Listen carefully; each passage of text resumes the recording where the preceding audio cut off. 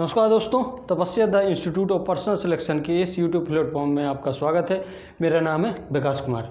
आज का ये वीडियो है जो मैंने बहुत पहले एक सीरीज का शुरू की थी पॉलिटी की, तो वो किसी कारणवश डिसकंटिन्यू हो चुकी थी।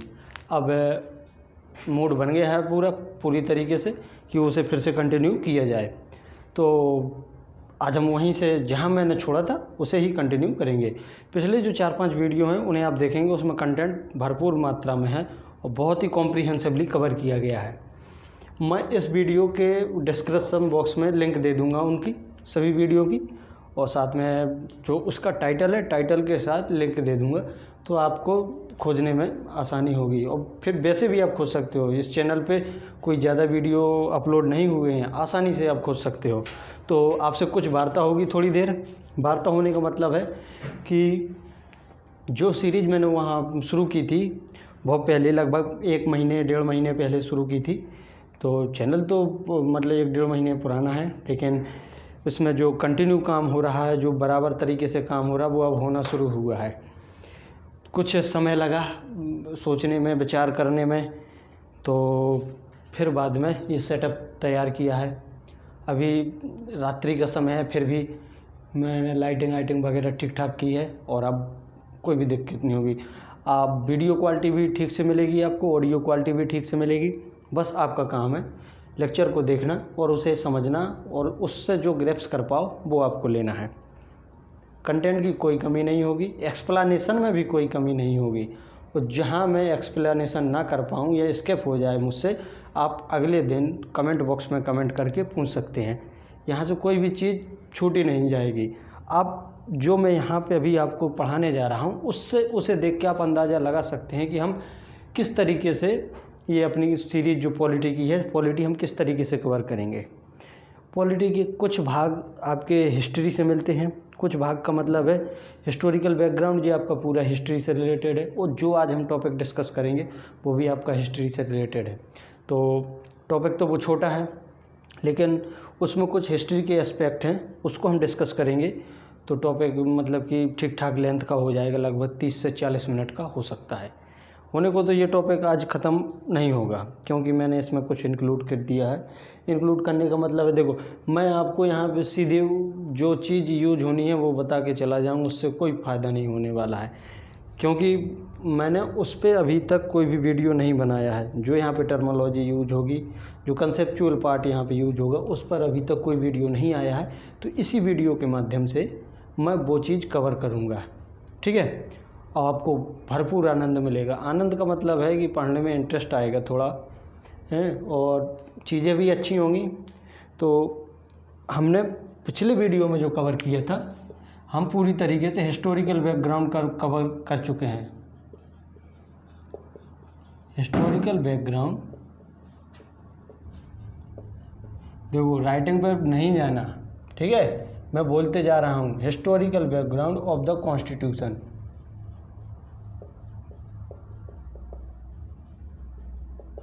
ये हम कवर कर चुके हैं। इसमें 2 पार्ट होते हैं। 2 पार्ट को मतलब कि अध्ययन की दृष्टि से 2 भागों में बांट दिया है, जिसमें बांट के दिया है, हुआ भी ऐसा है। क्यों हुआ? क्योंकि आपको पता है कि 1600 के लगभग ब्रिटिश ईस्ट इंडिया कंपनी भारत आई। 1600 के लगभग ब्रिटिश ईस्ट इंडिया कंपनी भारत आई, और वहाँ मैंने बहुत अच्छी तरीके से कवर किया है। तो सबसे पहले क्या है कि कंपनी रूल हुआ, कब से कब तक हुआ, अभी बात चर्चा करेंगे। और चर्चा क्या करेंगे अभी मैं बता दे रहा हूँ। देखो पहले ये लोग आए व्यापार करने के लिए, समझ रहे हैं आपकी नहीं, व्यापार करते रहे। फिर एक ड्रास्टिकली मोड़ आया, मोड़ क्या आया कि इन्होंने कुछ वॉर लड़ी, कार्नेटिक वॉर लड़ी, प्लासी का युद्ध लड़ा, प्लासी का युद्ध हुआ, बक्सर का युद्ध हुआ। इसके बाद भारत में अंग्रेजी सत्ता स्थापित हो चुकी थी। अंग्रेजी सत्ता स्थापित मतलब कि बंगाल, शुरुआत में उन्होंने देखो आए, ट्रेडिंग के पर्पज से आए वो लोग कि हम ट्रेड करेंगे। धीरे धीरे यहाँ की स्थिति को उन्होंने समझा, और समझते समझते एक दूसरे राजा को लड़ा के एक किसी की मदद करके, किसी का साथ दे के, किसी के खिलाफ भड़का के उन्होंने भारत का ग्राउंड मतलब कि ग्राउंड स्थिति समझ ली कि यहाँ पर किस तरीके का शासन है।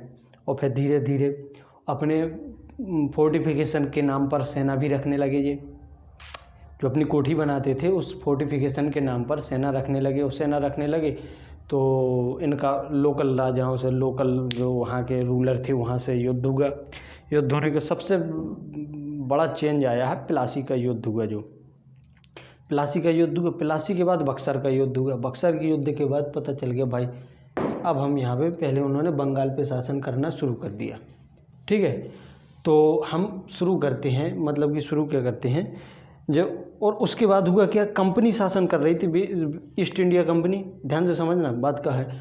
तो ईस्ट इंडिया कंपनी सबसे पहला मतलब कि जो था गवर्नर तो मतलब कि उससे पहले बन के आते थे जो ईस्ट इंडिया कंपनी के, लेकिन जिसका नाम आता है रॉबर्ट क्लाइव, हेक्टर मुनरो, इस टाइप के गवर्नर होते हैं। तो रॉबर्ट क्लाइव ने लड़ाई लड़ी थी प्लासी का युद्ध, और बक्सर का युद्ध लड़ा था हेक्टर मुनरो। जब रॉबर्ट क्लाइव यहाँ से ब्रिटेन वापस गया तो यहाँ से बहुत सारा धन लेके गया। बहुत सारा धन का मतलब कि लूट के ले गया, मांग के ले गया। और उस समय कंपनी में बहुत, जब इन्हें फरमान मिल जाता है कि दस्तक जारी करने का फरमान मिल जाता है, तो ये लोग कंपनी के बिजनेस के साथ साथ अपना स्वयं का भी बिजनेस चालू कर देते हैं। समझते जाना, सब स्वयं का बिजनेस चालू कर देते हैं। कंपनी में भयंकर तरीके से भ्रष्टाचार व्याप्त हो जाता है और घूसखोरी बढ़ जाती है। और जब ये क्लाइव यहाँ से वापस गया तो बहुत अमीर होके गया। वहाँ जाके उसने ब्रिटेन में एक अपने लिए पार्लियामेंट की सीट भी खरीद ली ही बोलूँगा, क्योंकि उतना पैसा धनवान हो गया। तो भारत से इतना धन लेके गया वो कि वहाँ ऐशो आराम की ज़िंदगी जी रहा था। वहाँ देख के दूसरे जो एमपी थे ब्रिटिश पार्लियामेंट में, उन्हें देख के थोड़ा लगा कि भाई ये तो कुछ तो गड़बड़ करके आया है। और फिर मज़े की बात ये है कि यहाँ से इतना सारा रुपए ले गया, इतना सा। आपको पता है भारत कितना अमीर था। जब वास्को डी गामा भारत आया था तो यहाँ से जो मसाले, वो अपने जो सामान ले गया था, उसने वहाँ जाके 60 गुना दाम में बेचे थे भाई। कहाँ का था ये आप मुझे बताएंगे। वो अपने देश में लेके गया। उसका नाम बहुत ही अच्छा नाम है, और एक हिंट दे देता हूँ उसकी, मतलब कि जो वास्को डी गामा था उसका शासन भारत पर, मतलब कि सबसे बाद में वही लोग गए भारत से। उनका शासन गोवा पर था। गोवा को आज़ाद कराया था भारत सरकार ने, उस कंट्री का था वास्को डी गामा। तो हम बात कर रहे थे रॉबर्ट क्लाइव की। गया, अब मज़े की बात क्या हुई कि कंपनी भाई दिवालिया होने वाली थी। कंपनी के अधिकारी अमीर हो रहे थे और कंपनी दिवालिया हो रही थी। तो फिर कंपनी को दिवालिया हो रही थी तो जो ब्रिटिश गवर्नमेंट थी, उन्हें लगा कि भाई ये तो कुछ ना कुछ तो गड़बड़ करते हैं कंपनी में। और दिवालिया होने का मतलब है कि ये सेंट्रल बैंक से, वहाँ ब्रिटेन की सेंट्रल बैंक से लोन लेने पहुँच गए कि हमें भाई लोन चाहिए, तभी हम अपनी इस कंपनी को चला पाएंगे। तो उनका ऐसे तो लोन हम नहीं देंगे, आप पे हम कुछ रिस्ट्रिक्शन लगाएंगे, कुछ रेगुलेशन लगाएंगे। तो 1773 में 1773 में आपका रेगुलेशन एक्ट आया। रेगुलेशन एक्ट आया, क्या आया? Regulation act. तो 1773 से 1857 तक क्या हुआ? 1857 में हो जाती है क्या? First war of independence. लोगों से म्यूटनी, स्पाई म्यूटनी कहते हैं। लेकिन जो भारतीय हिस्टोरियन हुए एक ठोर विनायक दामोदर सावरकर, उन्होंने इसे फर्स्ट वॉर ऑफ इंडिपेंडेंस का नाम दिया है। और किसी ने कई प्रकार के नाम दिए हैं। जब हिस्ट्री में हम 1857 की क्रांति के बारे में डिस्कस करेंगे तो उसके बारे में हम बताएंगे। किसी ने इसे स्पाई म्यूटनी बोले तो सैन्य विद्रोह का नाम दिया, किसी ने कि अलग प्रकार से नाम दिया कि धार्मिक रंग देने के लिए नाम दिया। ठीक है, तो 1857 तक यहाँ पर था इनका कंपनी रूल। ठीक है ना, कंपनी रूल। और फिर 1858 में महारानी विक्टोरिया, क्वीन विक्टोरिया का वो एक फरमान आया। फरमान आने का एक मतलब कि उन्होंने कुछ फरमान ही बोलते हैं उसे, क्या बोलते हैं, चार्टर, शायद ऐसे कुछ चार्टर निकाला 1858 से 1947 तक इस पर क्राउन रूल रहा है। यहाँ पर इस समय से ब्रिटिश की टेरिटरी, जो ब्रिटिश ईस्ट इंडिया कंपनी की टेरिटरी थी, वो क्राउन की टेरिटरी बोले तो ब्रिटिश राजा की, भारतीय क्या है, ब्रिटेन के राजा की टेरिटरी कही जाने लगी थी यहाँ से।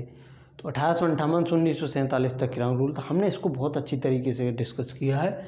अब इसके बाद बहुत सी एक्ट आए, 1773 का आया, फिर पिट्स इंडिया एक्ट आया, फिर इसको सेटलमेंट एक्ट भी आया, पिट्स इंडिया एक्ट आया, 1919 का आया, 1909 का आया, 1919 का आया, 1935 का आया, 1858 को आया, 1861 को आया, 1862 को आया, यहाँ पे 1858, 1861, 1892 को आया, 1935, 1909 को, 1935, 1947 को फिर इंडिपेंडेंस एक्ट आया। इस तरीके से आती रही। तो अब हम बात कर रहे हैं इसके अगले एस्पेक्ट की।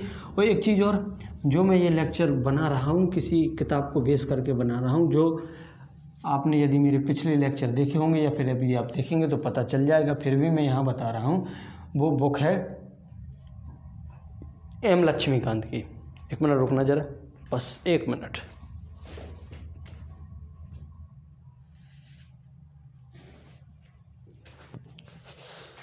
सॉरी फॉर ये इनकन्वीनियंस। तो अब देखो, हम बात करेंगे आज अगला टॉपिक है, जो दूसरा चैप्टर है इस बुक का, making of the constitution.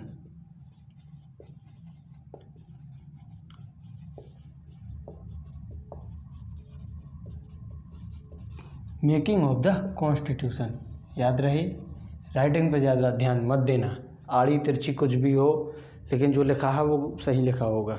Making of the constitution मतलब संविधान बनाने की प्रक्रिया, इस पे हम डिस्कस करेंगे। संविधान बनाने की प्रक्रिया होगी क्या, संविधान कैसे बना, किसने बनाया, संविधान सभा ने बनाया कि अंग्रेजी सत्ता थी वो हमको बनाया संविधान सौंप के चली गई। वैसे जानकारी तो होगी कि कैसे बना थोड़ी बहुत, लेकिन हम उसके सबको बारे में जानकारी करेंगे। कुछ याद नहीं रखना इसमें, बस थोड़ी 8 से 10 चीज़ें आज के लेक्चर में आपको 8 से 10 चीज़ें याद रखनी होंगी। बाकी सब आज हम कहानी सुनेंगे बहुत अच्छी तरीके से, और कहानी सुनोगे तो आपको चीज़ें याद भी रहेंगी। तो संविधान बनाने की प्रक्रिया किस तरीके से, संविधान की हमारे देश में मांग कैसे उठना शुरू हुई संविधान बनने की है। और जब वो फ्रीडम स्ट्रगल चल रहा था भारत में अंग्रेजी सत्ता के विरुद्ध में, तो इस तरीके के विचार आना शुरू हो चुके थे कि भारत का एक संविधान होना चाहिए, और उस संविधान को बनाने के लिए एक संविधान सभा होनी चाहिए। तो उसी के बारे में डिस्कस करेंगे। तो कुछ चीज़ें मैं यहाँ लिख रहा हूँ, क्रोनिकल ऑर्डर में लिखूँगा, उसको आपको याद करना है, ठीक है। अब देखो, मैं यहाँ पे लिखूँगा, जो लिखूँगा कम बोलूँगा ज़्यादा, तो आपको नोटेशन में याद रखना है। मैं यहाँ कुछ शब्द लिखूँगा और उसका एक्सप्लेनेशन दूँगा। तो सबसे पहले की बात करते हैं 1935 में। आप भली भांति परिचित होंगे इन व्यक्ति से, एम.एन. रॉय। ये आपके संविधान सभा के एडवाइज़र थे, सलाहकार थे, संविधान सभा के एडवाइज़र थे। लेकिन इनके नाम और भी ख्याति हैं, किस प्रकार की, जैसे कि भारत में जब कम्युनिस्ट मूवमेंट चला तो उसके ये अग्रणी नेता थे एम.एन. रॉय। ये कम्युनिस्ट पार्टी से बिलोंग करते थे एम.एन. रॉय। इन्होंने सबसे पहले 1934 में आइडिया दिया कॉन्स्टिट्यूएंट असेंबली का। तो लिख देते हैं, फर्स्ट टाइम क्या, idea of the constituent assembly.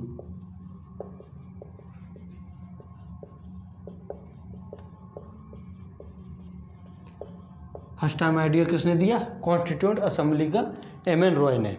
फिर 1935 में ऑफिशियली INC का मतलब है इंडियन नेशनल कांग्रेस, अपनी कांग्रेस ने first time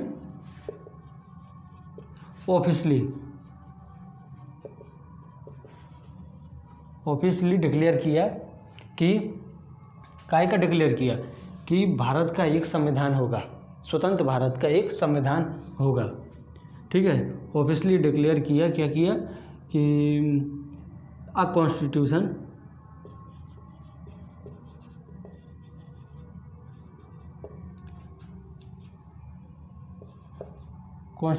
for a free India, आ नहीं लगाएंगे। ठीक है, फ्री इंडिया का एक संविधान होगा। ठीक है, और 1938 में, समझ में आ रहा है कि नहीं, 1938 में कांग्रेस के ही बिहाफ पर, इंडियन नेशनल कांग्रेस के ही बिहाफ पर जवाहरलाल नेहरू जी ने, जवाहरलाल नेहरू जी ने बताया कि भारत का, याद रखना यहाँ पे JL नेहरू लिखूँगा, उन्होंने क्या कहा, उन्होंने कहा कि स्वतंत्र भारत का एक संविधान होगा जो को बनाएगा, संविधान सभा द्वारा निर्मित किया जाएगा बिना किसी बाहरी हस्तक्षेप के भारत का संविधान होगा जो संविधान सभा बनाएगी, और उस संविधान सभा का गठन एडल्ट फ्रेंचाइजी के आधार पर होगा। एडल्ट फ्रेंचाइजी के आधार का मतलब है कि एडल्ट फ्रेंचाइजी के आधार का मतलब ये है, कह रहे हैं कि वयस्क मताधिकार के द्वारा वयस्क लोग इसमें अपना वोट देंगे, फिर संविधान सभा का चुनाव होगा और वो संविधान सभा भारत का संविधान बनाएगी, वो भी किसी बाहरी हस्तक्षेप के बिना। ठीक, 1938 में ये बात होगी। अब बात सुनना, अब 1940 आता है, 1940 में ये डिमांड इनकी मान ली गई। 1938 में कहा इन्होंने, 39 में कुछ नहीं, 40 में मान लिया। क्यों, अभी हम चर्चा करेंगे। 1940 में अगस्त ऑफर आया,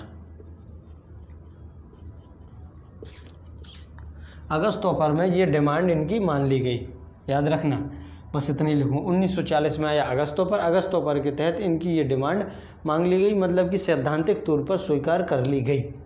अब 1942 में, लेकिन फिर भी ये क्या हो गया था, ये रिजेक्ट हो गया था, इन्होंने रिजेक्ट कर दिया था। अभी उसके कारण हम जानेंगे थोड़ी देर में, अभी आप इतना याद रखो, रिजेक्ट कर दिया था।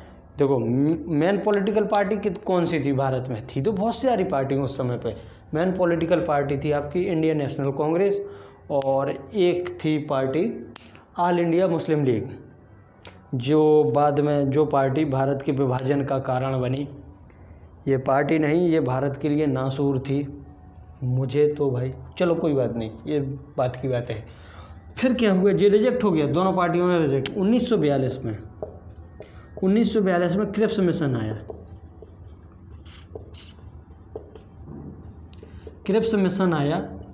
क्रिप्स मिशन को भी, इसमें जो क्रिप्स मिशन में लेके आए थे स्टीफर्ड क्रिप्स, ये कौन थे, ये सीनियर मेंबर ऑफ पार्लियामेंट थे ब्रिटिश पार्लियामेंट के। ठीक है, स्टीफर्ड क्रिप्स। ठीक, ये भी रिजेक्ट हो गया, ये भी रिजेक्ट कर दिया, ये भी उन्हें पसंद नहीं आया। अब क्यों नहीं आया अभी बात करेंगे। ठीक है, ये भी रिजेक्ट हो गया। फिर आए कैबिनेट मिशन। फिर कौन सा मिशन आया, कैबिनेट मिशन।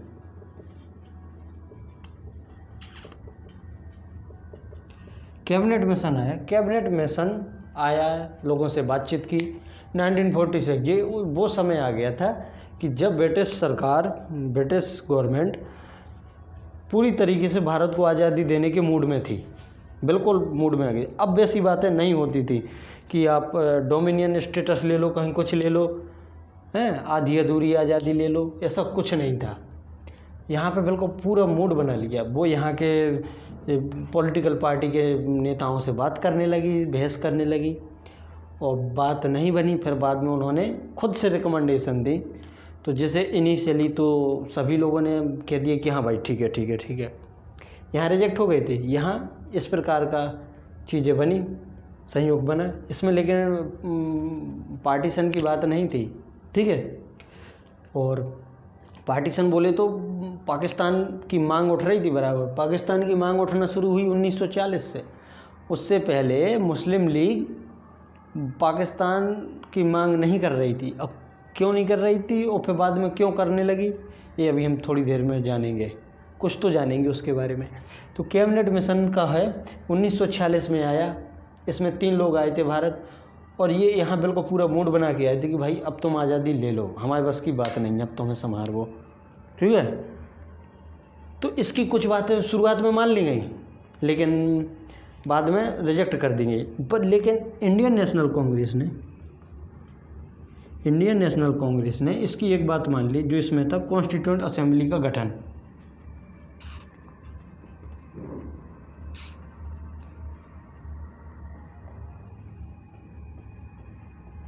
कॉन्स्टिट्यूएंट असेंबली का गठन, ये बात उन्होंने मान ली कि हम भाई इसमें जो प्रावधान है कॉन्स्टिट्यूएंट असेंबली को,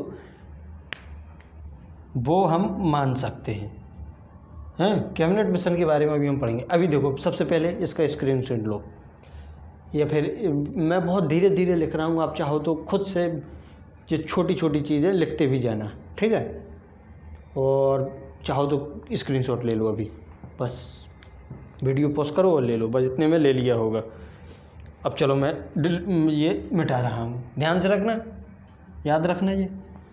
अब हम बात करेंगे अगस्तोफर की बात करेंगे, क्रिप्स मिशन की बात करेंगे, कैबिनेट मिशन की बात करेंगे। ये है क्या, इनके बारे में बिना इनके बारे में बताए आपके साथ नाइंसाफ़ी होगी। यदि मैंने इनके बारे में पहले कभी बता दिया होता, जैसे जब हम मॉडर्न इंडियन हिस्ट्री पढ़ेंगे तब हम इसके बारे में चर्चा करेंगे और बहुत ही अच्छी तरीके से चर्चा करेंगे, लेकिन जब मैंने अभी तक नहीं बताया आपको, तो थोड़ी ब्रीफिंग तो करनी पड़ेगी आपको, नहीं फिर आप कहेंगे आचार्य जी आए, मतलब आचार्य जी तो अलग बात होती है, मतलब कोई आया और बस यहाँ पे बात करके चला गया, बताए नहीं कि भैया अगस्तोफर क्या होता है क्या नहीं होता। तो अब हम घुसते हैं कहानी वाले पार्ट में। देखो, कहानी समझना आपको, सब ठीक ठाक चल रहा था, कुछ भी गड़बड़ नहीं था, कुछ भी गड़बड़ नहीं था। अपना फ्रीडम स्ट्रगल बढ़िया ज़ोरों शोरों से चल ही रहा था, फ्रीडम स्ट्रगल चल ही रहा था। और इंग्लिश बोले तो अंग्रेज थे, जो ब्रिटिश थे, वो भी खुश थे। उन्होंने 1936-37 में चुनाव करा दिए, प्रोविंशियल इलेक्शन करा दिए, और जिसमें सरकार बनाने का न्योता भी मिल गया, और लोगों मतलब कि सरकार भी बन गई। कांग्रेस की तो लगभग हर प्रांत में सरकार बन गई। मुस्लिम लीग का जनाधार ख़त्म होने लगा। 1936-37 में मुस्लिम लीग ने अपने दम पर किसी भी प्रांत में मेजॉरिटी हासिल नहीं कर पाई, और फिर बाद में उन्हें लगा कि भाई पॉलिटिकल ज़मीन खिसक रही है। पहले भी वो लोगों को अपने धर्म की घुट्टी तो फैला ही रहे थे, वो बाद में उन्होंने ज़ोरों शोरों से शुरू कर दिया कि यहाँ पर मुसलमानों का भविष्य नहीं है। समझ रहे आप? तब वहाँ से पाकिस्तान जिस शब्द का शुरुआत हुई, पाकिस्तान की मांग उठी कि भाई पहले तो ये लोग मतलब कि ऑटोनोमस रीजन चाहते थे भारत के, इंडिया मतलब कि स्टेट के अंडर स्टेट, ऑटोनोमस रीजन, प्रांतों का शासन मतलब मजबूत हो, ताकि या फिर हमें ऐसा आरक्षण मिले। देखो 1919 में सेपरेट इलेक्टोरेट आ चुका, सॉरी 1909 में सेपरेट इलेक्टोरेट आ चुका था, 1919 में उसे और बढ़ा दिया गया सेपरेट इलेक्टोरेट। तो इस तरीके की बातें हो रही थी। अब बात होती क्या, हम आते हैं मुद्दे पे आने का मतलब है 1939 में यहाँ तो सब ठीक ठाक चल रहा था, ब्रिटिश भी बढ़िया मज़ा ले रही थी, और एक रूप से जो कांग्रेस थी वो भी मज़े ले रही थी, सत्ता का सुख भोग रही थी।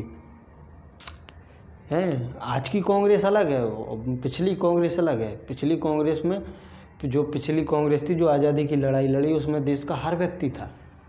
मौजूदा स्थिति में देश का हर व्यक्ति उसके साथ था, उसके साथ कुछ संभावना रखता था। हम कह रहे उसके साथ नहीं था तो अदर पार्टी से, लेकिन था वो कांग्रेस से रिलेटेड। जब हम मास मूवमेंट किया करते थे तो सब पार्टियां साथ में आती थी। हाँ, मतभेद हो सकते थे, होते थे, वो बात अलग है, लेकिन देश की आज़ादी में तो योगदान सभी का रहा। और आप इसको आज की कांग्रेस और कल वो वाली कांग्रेस से कंपैरिजन मत करना। नाम वही है, पार्टी वही है, लेकिन चीज़ें अलग हो गई हैं। तो राजनीति में आपको नहीं जाना, हम बात कर रहे हैं जो भी कुछ निकले मेरे मुँह से वो सिर्फ एकेडमिक होगा, पॉलिटिकल नहीं होगा, समझ रहे आप। और पॉलिटिकल बातें करना यहाँ मेरा मकसद भी नहीं है। तो एक तरह से उस समय भी मतलब कि कांग्रेस भी सत्ता का सब भोग ही रही थी। अब भारत में तो सब ठीक चल रहा था, लेकिन भाई चीज़ें बिगड़ी कहाँ पे, यूरोप में। एक व्यक्ति था, उसका माथा फेरा, नाम सुना होगा, एडोल्फ हिटलर। एडोल्फ हिटलर था नाजी जर्मनी का तानाशाह। उस समय तो जर्मनी था, फिर उसका नाम नाजी जर्मनी रख दिया गया कि आज की जर्मनी से मतलब कि तुलना ना हो उसकी, तो इसलिए उसको नाजी जर्मनी कहते हैं। नाजी जर्मनी का मतलब है कि हिटलर की पार्टी का नाम था नाजी पार्टी। तो हिटलर का तानाशाह हो गई, तानाशाही आ गई उस पर, तो उसको नाजी जर्मनी कहने लगे। और मैं भी यहाँ पे नाजी जर्मनी ही यूज करूँगा, ठीक है। तो भाई क्या होता है कि वहाँ पे हिटलर का दिमाग ख़राब होता है। हिटलर का दिमाग ख़राब होता है तो वो पोलैंड पे आक्रमण कर देता है। पोलैंड पे आक्रमण कर देता है और द्वितीय विश्व युद्ध शुरू हो जाता है। पोलैंड को आक्रमण किया, पोलैंड को कब्जा आया, आधा यूएसएसआर ने रख लिया, आधा इसने रख लिया। और कुछ ही हफ्तों बाद फ्रांस को भी उसने अनेक्स कर लिया। अनेक्स करने का मतलब है उस पर चढ़ाई कर दी, उसे जीत भी लिया फ्रांस को। अब 1940 आते आते समझना बात को, 1938 में मांग तो क्या 1934 से एम एन रॉय ने कह दिया कि हमें भाई एक संविधान सभा चाहिए। 35 में इंडियन नेशनल कांग्रेस ने ऑफिशियली डिक्लेयर कर दिया। 38 में जवाहरलाल नेहरू जी ने कांग्रेस के बिहाफ पर कहा। 40 में इनकी आंखें खुली कि अरे भैया अब तो करना पड़ेगा। अब क्यों 40 में इसलिए करना पड़ा क्योंकि द्वितीय विश्व युद्ध चल रहा था। बात सुनना, द्वितीय विश्व युद्ध चल रहा था, शुरू हुआ सितंबर में हैं। और सितंबर के महीने में मतलब कि जैसे ही शुरू हुआ तो उस समय हमारे का भारत के वायसराय थे ब्रिटिश इंडिया की तरफ से लिंगलिथगो।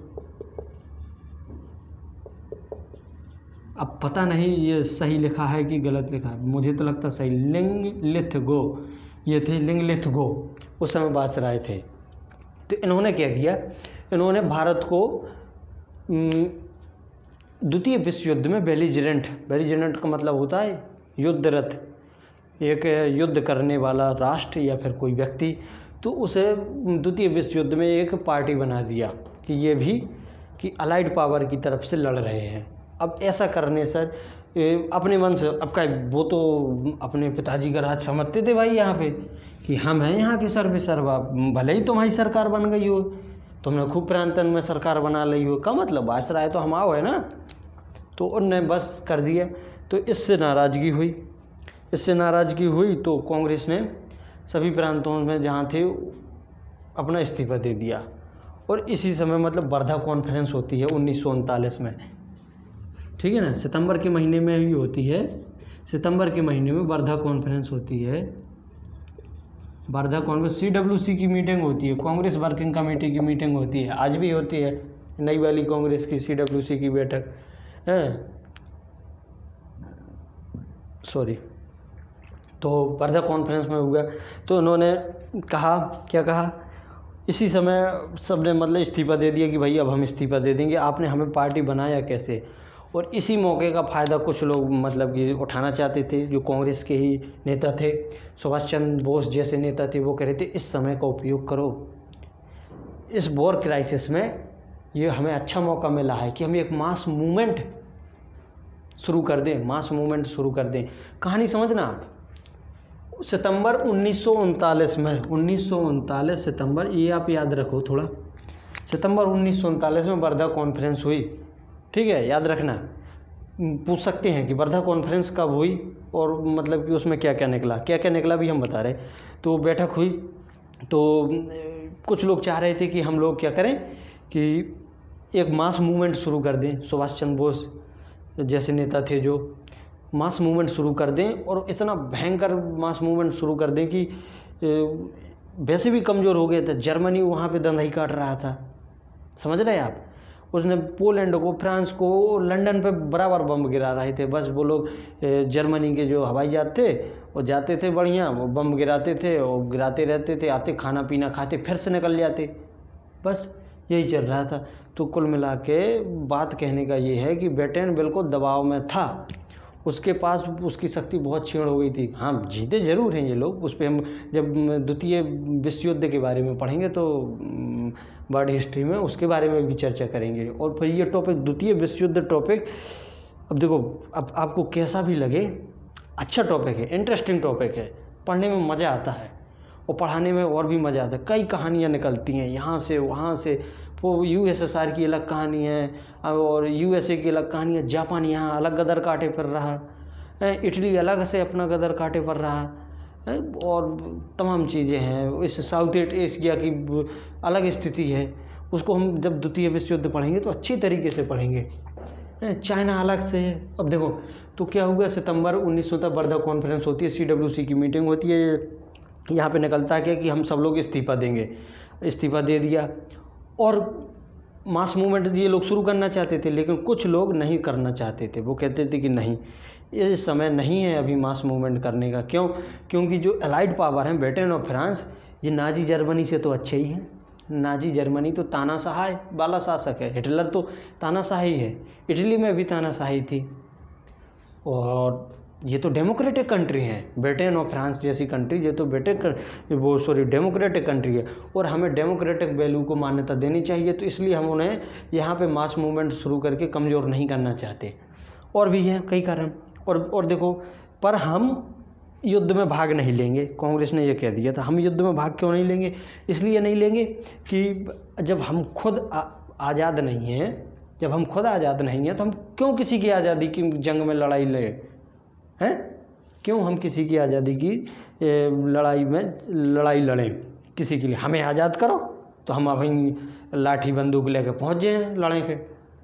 अब जो वर्धा कॉन्फ्रेंस हो गई, अब याद रखना कि मास मूवमेंट था जो क्यों नहीं शुरू करना चाहते थे। अब ये चीज़ें याद रखना, 1938, 1939, 1940, ये बहुत ही इम्पोर्टेंट है। इनमें हम बात करें कांग्रेस के सेशन के बारे में, ठीक है। 1938 का सेशन हुआ था हरिपुरा में। हरिपुरा में याद रखना, ये पूछते हैं, ये बहुत ही इम्पोर्टेंट है तीनों सेशन। अब क्यों इम्पोर्टेंट है? अभी 1939 का हुआ था आपका त्रिपुरी सेशन, त्रिपुरी, और ये था आपका रामगढ़, ठीक है। तो देखो क्या होता है, 1938 में जो थे आपके प्रेसिडेंट बने थे सुभाष चंद्र बोस जी। 1939 में भी इन्होंने चुनाव लड़ा, चुनाव जीते। 1939 त्रिपुरी सेशन, और ये तीनों सेशन इसलिए है इम्पोर्टेंट है क्योंकि ये सब गाँवों में हो रहे थे। हरिपुरा, त्रिपुरी, रामगढ़, ये गांव की सेशन है। और त्रिपुरी सेशन में क्या हुआ कि त्रिपुरी सेशन में गांधी जी ने अपना कैंडिडेट खुद से उतारा। गांधी जी ने एक अपने कैंडिडेट को उतारा, मतलब कि इनके सुभाष चंद्र बोस जी के खिलाफ। अब देखो बातें होती रहती हैं कि गांधी जी ऐसा वैसा तमाम चीज़ें, मतलब कहने का आप समझ पा रहे होंगे, लेकिन ऐसा कुछ नहीं। हाँ, कुछ मतभेद थे, लेकिन उसका मतलब ये नहीं कि ये बिल्कुल आज की तरह जो टीवी डिबेट होती ना, ऐसा वैसा का बोले करत कि जूते चल जाते हैं, गाली गलौच हो जाती, वैसी वाली नहीं। मतभेद थे, वो चलते रहते हैं। तो उन्होंने क्या किया कि पट्टा भी सीतारामैया थे एक ठोर, उन्हें इनके खिलाफ उतारा, और लेकिन जीते ये। और ऐसी स्थिति थी कि उस समय सुभाष चंद्र बोस जी बहुत बीमार थे, इन्हें स्ट्रेचर पर कांग्रेस सेशन में लाया गया था। 1940 में रामगढ़ सेशन, जब रामगढ़ सेशन हुआ तो रामगढ़ के सेशन में कुछ बातें निकल के आईं, उनको हमें डिस्कस करना। कुछ बातें डिस्कस क्या मतलब बताना है, कुछ बातें क्या निकल के आईं। अब 1940 के सेशन में उन्होंने कह दिया कि हमें कंप्लीट इंडिपेंडेंस चाहिए। समझ रहे आप? बात समझो अभी, हमें कंप्लीट इंडिपेंडेंस चाहिए।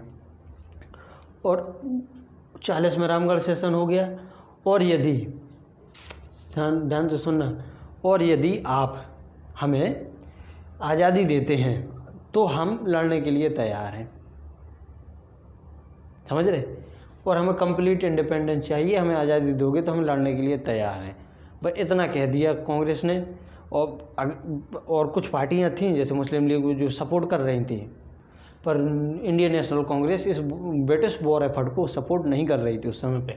तो फिर अगस्त ऑफर आया 1940 में। 1940 में फिर का आया अगस्त ऑफर। देखो चीज़ें बिल्कुल आसान होती जाती हैं यदि अच्छी तरीके से समझा जाए।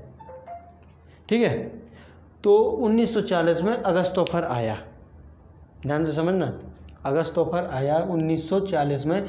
इसमें जो कौन प्रकार का ऑफ़र था, जैसे अभी चलती रहते ना ऑफ़र कि Sunday sale, Saturday sale, Friday sale, Diwali offer, तो ऐसे ही कुछ ऑफ़र था। उन्होंने भाई ले लो, ऑफ़र है, चल रहा है, ऑफ़र में ख़रीदारी कर लो। तो ऑफ़र की बातें क्या क्या थी? ऑफ़र में बताया गया कि हम भारत को डोमिनियन स्टेटस दे देंगे,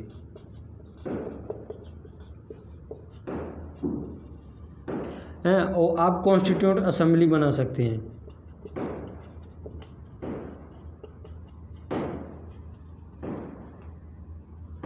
वो भी आफ्टर द वॉर। कब? After the war. After the war का मतलब जब लड़ाई ख़त्म हो जाए, विश्व युद्ध ख़त्म हो जाए, तो आप असेंबली बना सकते हैं। और क्या कहा? एक वायसराय की एग्जीक्यूटिव काउंसिल होती है, एग्जीक्यूटिव काउंसिल, उसमें उसका एक्सपेंशन किया जाएगा। क्या किया जाएगा? एक्सपेंशन। एक्सपेंशन में भारतीयों को उसमें शामिल किया जाएगा।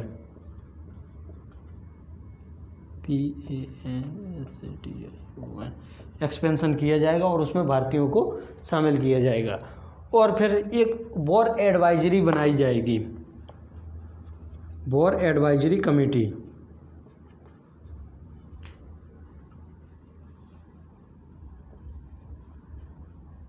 वॉर एडवाइजरी कमेटी बनाई जाएगी जिसमें भारतीयों को शामिल किया जाएगा। इस प्रकार की चीज़ें वहाँ पे कही गई हैं। और एक चीज़ और कही गई थी इसमें कि without consent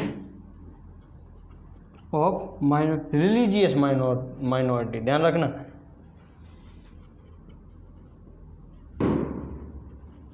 religious minority, without consent of the religious minority कोई भी आपका मतलब कि सत्ता का हस्तांतरण नहीं होगा या फिर कोई भी संविधान नहीं बनेगा। तो अगस्त ऑफर आया, इसे रिजेक्ट कर दिया गया, ये चीज़ें रिजेक्ट हो गई। ऑल इंडिया मुस्लिम लीग ने कहा कि चलो ये देख के कि रिलीजियस माइनॉरिटी को जो वीटो पावर दी गई है, ये देख के तो खुश रहे, लेकिन यहीं से पाकिस्तान जैसे शब्द की, पाकिस्तान एक सेपरेट स्टेट की मांग होने लगी। तो वो बोले कि भाई ये अच्छी बात है कि जी हमें जो वीटो पावर मिल रही है, लेकिन बिना पाकिस्तान के हम समझौता ही नहीं करेंगे। कांग्रेस ने क्यों रिजेक्ट किया? क्यों ने? तो भाई ये मंजूर ही नहीं था, डोमिनियन स्टेटस। ठीक है। और कॉन्स्टिट्यूंट असेंबली कह रहे थे बार के बाद। मतलब कहा बार के बाद? कब तक बार चलेगी? हैं? और एग्जीक्यूटिव काउंसिल मैक्सिमम। और इसमें एक तो जो वायसराय, जो आपकी जो मिलिट्री पावर थी, जो सैनिक था, वो सेना थी, वो वायसराय के पास रहेगी और वायसराय की पावर को कम नहीं किया जाएगा। तो उनकी भाई ये है काजे, हम क्या करेंगे, उसका झुंझुना बजाएंगे। तो इसको रिजेक्ट कर दिया गया। फिर इसके बाद ये अगस्त ऑफर तो रिजेक्ट, ये भैया कहाँ गए, लिंग लिथगो, उन्हीं ने बना के दे दो। तो अब होता क्या है, अब चीज़ें थोड़ी और, चलो ये मैंने मिटा दिया, इसे अब देखो। वो क्या कहते हैं कि स्क्रीनशॉट लेना चाहो तो ले सकते हो। अब देखो अब होता क्या है, अब चीज़ें बदलती हैं। 1941 में होता क्या है, 1942 में, अब 40 41 ये हो गया। 41 में एक चीज़ और घटना होती है कि जापान पर्ल हार्बर पे अटैक कर देता है। 1941 में लगभग दिसंबर के महीने में पर्ल हार्बर पे अटैक कर देता है। और जर्मनी यूएसएसआर पे अटैक कर देती है, बारबरोसा, शायद सही बोल रहा हूँ मैं, ऑपरेशन बारबरोसा, शायद मुझे करेक्ट कर देना कमेंट बॉक्स में। जर्मनी यूएसएसआर पे अटैक कर देती है बारबरोसा ऑपरेशन लॉन्च करके। जर्मनी और यूएसएसआर में एक संधि हुई थी कि भैया हम पोलैंड पे आक्रमण कर रहे हैं, आधो तुम रख लियो, आधो हम रख ले हैं। लेकिन भाव का कि हिटलर भाई साहब बहुत ही कॉन्फिडेंट थे, ओवर कॉन्फिडेंट थे। और उस समय भाई वो बहुत एडवांस कर रहा था। उसने क्या कहते कि देखते ही देखते पोलैंड, फ्रांस और आइसलैंड और स्कैंडिनेवियन कंट्री